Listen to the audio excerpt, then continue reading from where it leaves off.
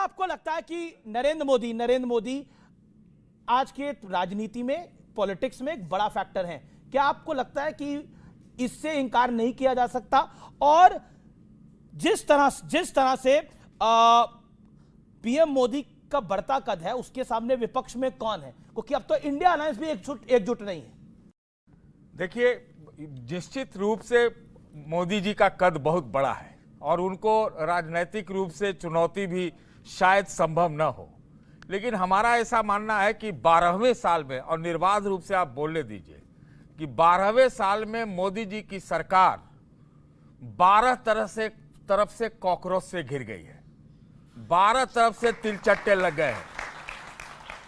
सरकार वो होती है जिसको सरोकार हो। अभी आनंद रंगनाथन जी ने कहा कि उस समय नेहरू जी ने फलाना चुन लिया, कम्युनिस्ट चुन लिया, चुना तो सोशलिस्ट था प्रोफेसर साहब। ये कहे कि कैपिटलिज्म चुनते तो ज्यादा अच्छा रहता। अरे भाई, हम तो सुपर कैपिटलिज्म चुने हुए हैं, लेकिन 85 करोड़ जनता को आपको मुफ्त का अनाज देना पड़ रहा है। आप अर्थव्यवस्था कहते हैं, मैं इसको अनर्थ व्यवस्था कहता हूं। ये बेरोजगार व्यवस्था है। आज जो बेरोजगारी की पूरे देश में एक इमरजेंसी जैसी हालत है, बेरोजगारी की इमरजेंसी जैसी हालत। नई टेक्नोलॉजी आप एक करेंगे, आपको सब कोट करके देंगे।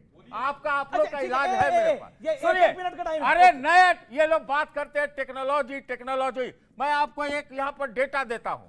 नए टेक्नोलॉजी में दुनिया में क्या है? एआई है, सेमीकंडक्टर है, भाई टेक्नोलॉजी का इंफ्रास्ट्रक्चर है, ये आदि रेयर अर्थ का भी एक उसमें एलिमेंट आता है। 135 ट्रिलियन की अर्थव्यवस्था है पूरे दुनिया में, उसमें भारत का कंट्रीब्यूशन। ठीक है, okay. Anand Ranganathan 40 second, Shah 40 second. Sir शांत। ओके। लड़ाई के बाद देश की स्थिति थोड़ी डगमगा जाए तो इतनी खुशी तो पाकिस्तानियों को भी नहीं होती जितनी इनको हो रही है। रीजन नहीं बताएंगे कि डॉलर के प्रति इंडिया का रेट क्यों ऐसे कम हो रहा है? अब आप कौन डिस्टर्ब कर रहा है? अरे क्यों रोना चाहते हैं आप यहाँ पर? आप क्यों डिस्टर्ब कर रहे हैं? रोना आ रहा है कि ऐसे लोग बोलेंगे तो क्या हो जाएगा? बेड़ा गर्क हो कईयों को रोना आ रहा है भाई। बेड़ा बंगाल में चुनाव जीतने के बाद कईयों को रोना आ रहा है। बोलने दीजिए, तकलीफ हो रही है। राजकुमार भाटी, सुधांशु जी, अब आपने कहा था कि कोट करेंगे, अब मैं कोट कर रहा हूं। अब आप आके देख सकते हैं ये। हाँ बोलिए ना।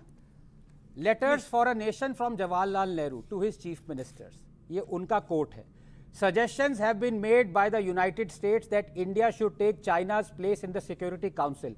We cannot, of course, accept it as it means falling out with China, and it would be very unfair for a great country like China not to be in the Security Council. Unquote. अब माफी मांगिए।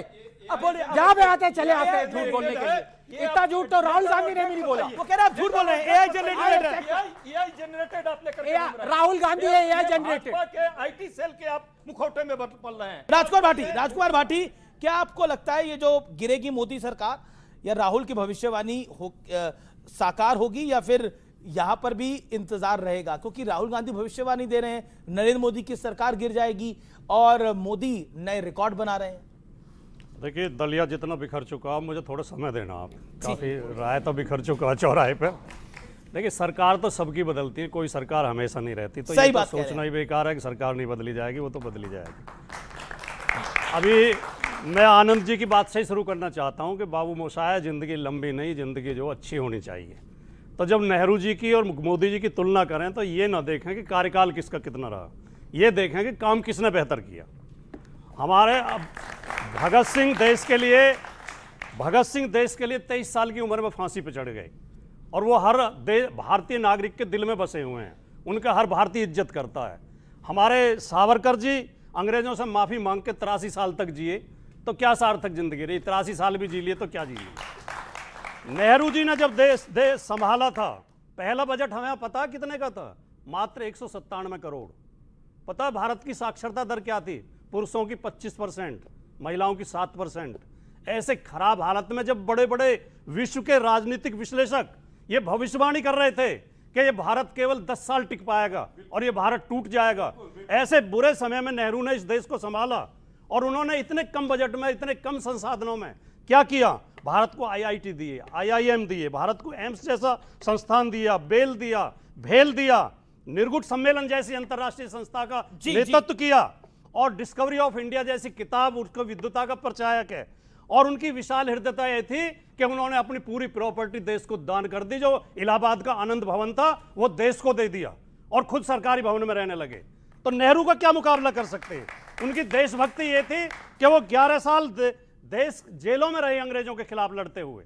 तो नेहरू जी की विशाल हृदयता ये थी और नेहरू जी की योग्यता ये थी। चलिए, नेहरू जी तो बहुत बड़े थे। आज के युग में मोदी जी के मुकाबले विपक्ष का कौन सा नेता है? अखिलेश जी बेटर है या राहुल जी बेटर है?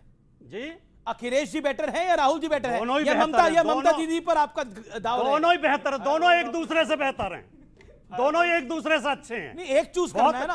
हाँ, दोनों नेता तो एक ही हो सकता है। अब मोदी है तो मोदी नेता है ना, अमित शाह नेता नहीं है ना। सामूहिक नेतृत्व भी होता है, सामूहिक नेतृत्व, जैसे देवेगौड़ा जी के समय था, जैसे इंद्र कुमार गुजराल जी के समय था, सामूहिक नेतृत्व। हाँ, सामूहिक नेतृत्व था, बिल्कुल था। अब जो हमारे सुधांशु जी देखिए, एक जगह क्या बंगाल में क्या आ रहा है, ममता दीदी की तो पार्टी सुधांशु जी ने कुछ उपलब्धियां भी गिनवाई, मोबाइल में, ऑटोमोबाइल में, डिजिटल में। आप मुझे बता दें, हमारा कौन सा मोबाइल है जो देश में बन रहा है? हम जापान के और उसके आईफोन तक भारत में बन रहा है। गजब है यार। कोरिया के मोबाइल बना रहे हैं, जापान के, कोरिया के मोबाइल असेंबल कर रहे हैं हम, अमेरिका के, चाइना के मोबाइल असेंबल कर रहे हैं। हमारा कौन सा डिजिटल प्लेटफॉर्म है? क्या व्हाट्सएप हमने बनाया है? क्या फेसबुक हमने बनाई है? क्या दुनिया का सबसे बड़ा डिजिटल प्लेटफॉर्म? तो हम केवल कुछ भी बोलते हम ये कह सकते हैं, यूपीआई वीजा को छोड़कर ऐसे बीच में दुनिया का सबसे बड़ा, आप तो ऐसे बीच में बोलते नहीं। आपको 3 मिनट हो गए, आपको 3 मिनट हो गए, कौन सा प्लेटफॉर्म? आपको 3 मिनट हो गए, 30 सेकंड बोलने फिर आप बोलिएगा। अच्छा, मैं झूठ बोल रहा हूँ? फेसबुक हमारी है, इंडिया की है, एक्स इंडिया का है, व्हाट्सएप इंडिया का है। बताओ यहूदियों का है। नहीं, किसी का भी हो, हमारा तो नहीं है। यहूदियों का क्यों नहीं है? मैं बताऊं क्यों नहीं है? ये सवाल पूछकर कारण, अरे नेहरू जी ने नहीं बनाया इसलिए। एक सेकंड, बताना आपने चाहता बड़ा हूं, अच्छा क्यों सवाल नहीं पूछा। है? आपने बोला क्या एक्स हमारा है? एक्स क्योंकि पहले ट्विटर होता था। क्या फेसबुक हमारा है? क्या व्हाट्सएप नहीं है। हमारा है? लेकिन इंटरेस्टिंग बात देखिए, नरेंद्र मोदी की सरकार को 12 साल हुए हैं। फेसबुक कब से है? एक्स कब से है? और व्हाट्सएप कब से है? यानी आप अपनी सरकार में जो सरकार अजय उपाध्याय की थी, उसमें सवाल खड़ा कर रहे हैं कि आपने क्या करा। यूट्यूब कब से है? यूट्यूब कब से है? और एक इंटरेस्टिंग बात, राजकुमार भाटी ने बातों बातों में बोला, जिस सरकार को ये समर्थन दे रहे थे आपने उसी सरकार पे सवाल खड़ा कर दिया। आपने उपलब्धियों के मतलब पे सवाल खड़ा कर रहा हूं। यूपीआई की उपलब्धियों को अपनी मत गिनवाई है। ठीक है, लेकिन मैं ऑडियंस से सवाल लेता हूं। सवाल ओके, आप एक अपनी बात रखेगा। आपको क्या मेरा सवाल ये है कि इतनी देर से यहाँ पे बात हो रही है, लेकिन अफसोस की बात ये है कि पूरी दुनिया में जिसमें सबसे ज्यादा युवा है वहाँ पर इतने एग्जाम लीक हो रहे हैं। सीबीएसई का एग्जाम देख लीजिए सर, आप सीयूईटी का एग्जाम देख लीजिए, अभी नीट का एग्जाम लीक हुआ है। और सर एसएससी में भर्तियां कई महीनों बाद आती है। सर ऐसे कैसे चलेगा? हमारी युवाओं की कब बात होगी? ये युवाओं की बात कब होगी? एक तरह से ये भी एक बड़ा मैसेज है आपके लिए कि सत्ता के गुमान में गवर्नेंस को मत छोड़िए, क्योंकि मोदी जब 12 साल पहले आए थे तो उन्होंने बोला था minimum government and maximum governance. क्या आपको लगता नहीं है उस पर सवाल उठ रहे हैं? हाँ बिल्कुल, देखिए जो कुछ घटना हुई है वो बहुत दुर्भाग्यपूर्ण है। इसलिए इस विषय पर सरकार न सिर्फ सतर्क है, सजग है, बल्कि संवेदनशील भी है। कार्रवाई भी हो रही है, जांच भी हो रही है। और सॉलिसिटर जनरल ने सुप्रीम कोर्ट में कहा है कि प्रधानमंत्री जी व्यक्तिगत रूप से भी उस चीज को मॉनिटर कर रहे हैं। और इस बार स्थिति थोड़ी अलग है।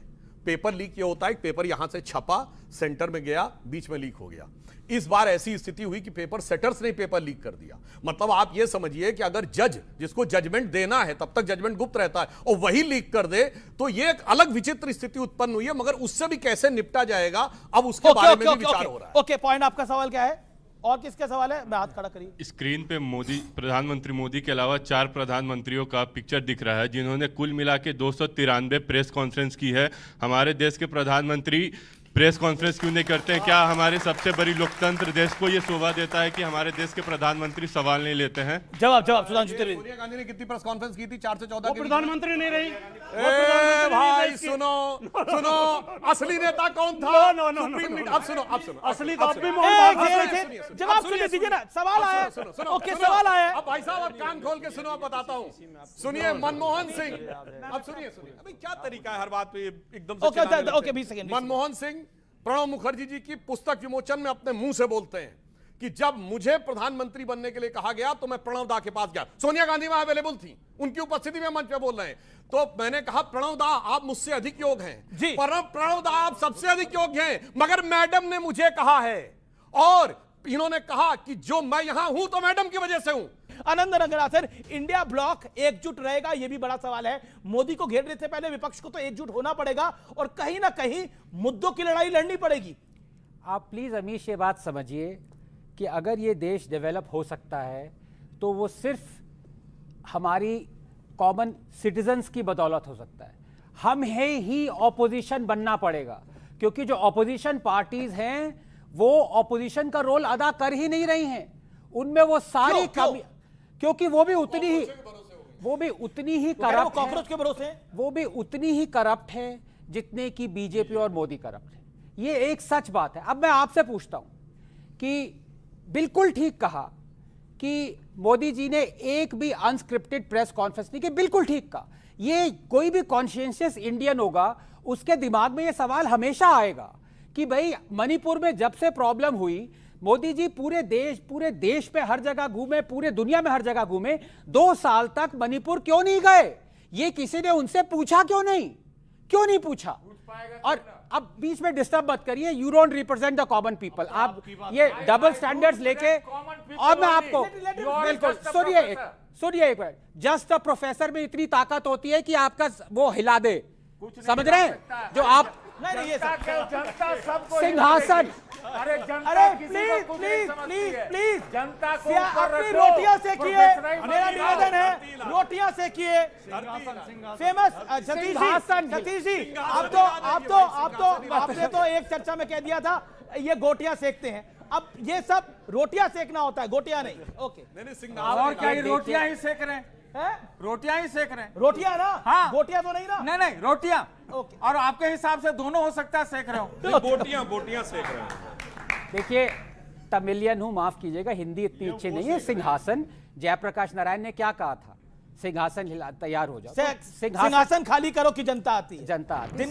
सिंहासन हिलाने की बात कर रहा था। जो कांग्रेस ने पत्रकार बिठाए हुए हैं ना, जो कि हमेशा हर सवाल पूछते हैं मोदी से, बीजेपी सरकार से, लेकिन उनका दोगलापन सामने कब आता मैं बताता हूं। इनकी हिम्मत नहीं होगी कहने की कि राहुल गांधी करप्ट है। बोल दो अगर हिम्मत है तो बोलो, मैं एग्जांपल देता हूं। मुझे आप बोल रहे हो? बोलो, मुझे बोलो, हाँ कि ना, हाँ कि ना, राहुल गांधी करप्ट है? करिए ना, बता। राहुल गांधी करप्ट है कि नहीं? अरे हाँ है ना का जवाब है यार। मैं एग्जांपल दे रहा हूं, कापो मत, सिर्फ सिंहासन हिला रहा हूं, सिर्फ सिंहासन हिलाऊंगा, कापो मत। सुनिए ना भाई, अब मैं एग्जांपल, आप बोल लिया, बहुत बीमारी है, बहुत बोल लिया। अब बोलने का बीमारी है, करने से थोड़ी होगा। हम कौन जानते हैं कि करप्ट है या नहीं है? आप सुनिए, गिरफ्तार है, मैं बोलता हूं, हम कौन जानते हैं? देख रहे हो, राहुल गांधी की बात आई तो हमें मोदी करप्ट है भाई।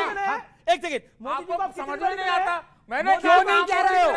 क्यों नहीं कह रहे हो? क्यों कहेंगे? क्योंकि पता नहीं करप्शन क्या होता है। पत्रकार हूं इसलिए नहीं बोल रहा हूं। पत्रकार को पता नहीं होता करप्शन क्या है। कैसे कैसे पत्रकार बन गए भाई? लालू जी भी, अरे सतीश जी, लालू जी करप्ट है कि नहीं है? हाँ बोलिए। देखिए, लालू, एक सेकंड, लालू यादव करप्ट है कि नहीं है? नहीं, ये कन्विक्टेड करप्ट है। करने वाले में नहीं। लालू जी करप्ट है कि नहीं है? हम डरने वाले नहीं हैं, सुन लीजिए। लालू जी करप्ट है कि नहीं है? लालू ही करप्ट नहीं है, लालू करप्ट है, सजा याफ्ता है। वो कोर्ट ने उनको सजा दी है। लेकिन अगर सेलेक्टिव टारगेटिंग होगी तो बहुत सारे ईमानदार, सुनिए, हो सकता है छूट जाए, करप्ट बहुत ज्यादा छूट। आप सुनिए मेरी बात सुनिए। राहुल गांधी बेल पे बाहर है कि नहीं है? बिल्कुल है। ये कौन सा ये साइंस बता रहे हैं? अजय भाई, आपने बोला, हाँ बोले, हाँ गलत नहीं आपके साथ, अब नहीं आप बोल सकते गलत हो रहा आपके साथ, आपको भरपूर मौका मिला है। विक्टिम कार्ड खेल लो। हाँ, विक्टिम कार्ड तो सब खेलते हैं आजकल भाई, तो एक ही कार्ड में तो चल रहा है विक्टिम कार्ड। नहीं, आपके पास 5-6 क्रेडिट कार्ड है। ओके, हाँ देखिए, डेबिट कार्ड होने चाहिए, क्रेडिट कार्ड से क्या होता है? इसीलिए कह रहा हूं, बात सुनिए ध्यान से।